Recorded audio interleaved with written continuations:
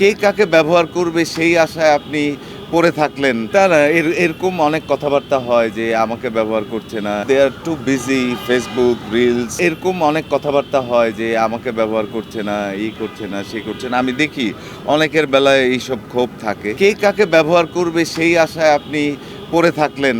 মানে আপনি আপনার নিজেকে ব্যবহার করেন। এইটা এত সুন্দর ব্রডকাস্টিং একটা মিডিয়ার যুগ, যেখানে আপনি চাইলে নিজেই নিজেকে ব্রডকাস্ট করতে পারেন।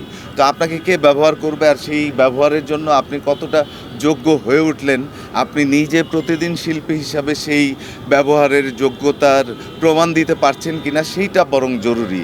এইসব অভিমান অনেক দেখছি, এইসব অভিমানের অনেক, কিন্তু আমার কাছে মনে হয় যে একটা ভিশন টার্গেট থাকা উচিত। যারাই যমুনা ইলেকট্রনিক্স ঈদে ডাবল খুশি অফার সিজন 3, যে কোনো পণ্য কিনলেই পাচ্ছেন নিশ্চিত ঈদ উপহার। এই প্রিভিয়াসলি অ্যাক্টিং করতে আসছে এবং যাদের এখন অনেক বেশি কাজ নাই, তাদের মধ্যে এই ধরনের অভিমানগুলো দেখা যায়।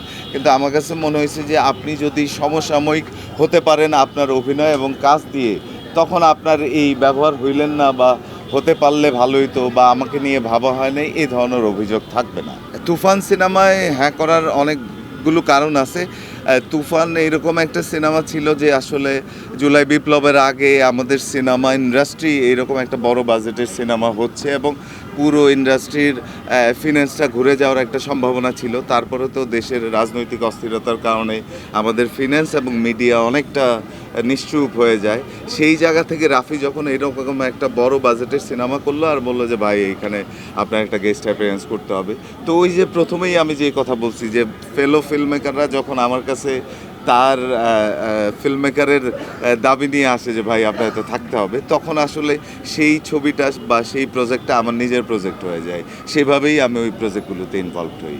চক্করের খুব ইদানিংকালে যেসব ডায়লগ নিয়ে আমার খুব বেশি আওয়াজ হচ্ছে বা একটু লোকেরা চর্চা করছে, আমার কাছে মনে হয় চক্করের একদম ক্যারেক্টারটা ডিফারেন্ট। সো ওইখানে এরকম চর্চা হওয়ার চেয়ে উপভোগ করার অনেক জায়গা থাকবে। আমি সেটে গিয়ে দেখি ওরা আসলে মানে আরেকটু বেশি নেক্সট সিনটা নিয়ে মনোযোগী হইলে আমার কাছে মনে হয় যে প্রত্যেকটা পারফর্মারের তার নিজের কাজ এবং আমাদের গল্প, সিনেমা, সিরিজ সব কিছু একটা অন্য জায়গায় যাওয়া সম্ভব, কিন্তু দে আর টু বিজি, ফেসবুক রিলস এবং অন্যান্য জিনিসপত্র মিলায়। তো আমার কাছে এই আজকে আপনাদের মাধ্যমে অনুরোধ থাকবে আমার সহকর্মী যারা আছে, যে একটু আফটার মেকআপ, কস্টিউম, আসলে নেক্সট সিনটাকে নিয়ে যদি আমরা একটু ব্যস্ত থাকি, অনেক বেশি গল্প গুজব, আড্ডা, ছবি তোলা, এইটা আমার জন্য খুবই আমি জানি না এটা বলাটা ঠিক হচ্ছে কিনা, কিন্তু আমি খুব রিসেন্ট পাস্টে যেই কাজগুলো করে আসছি সেখানেও খুব একটা পাই নাই, বা আমার কয়েকটাদেরকেও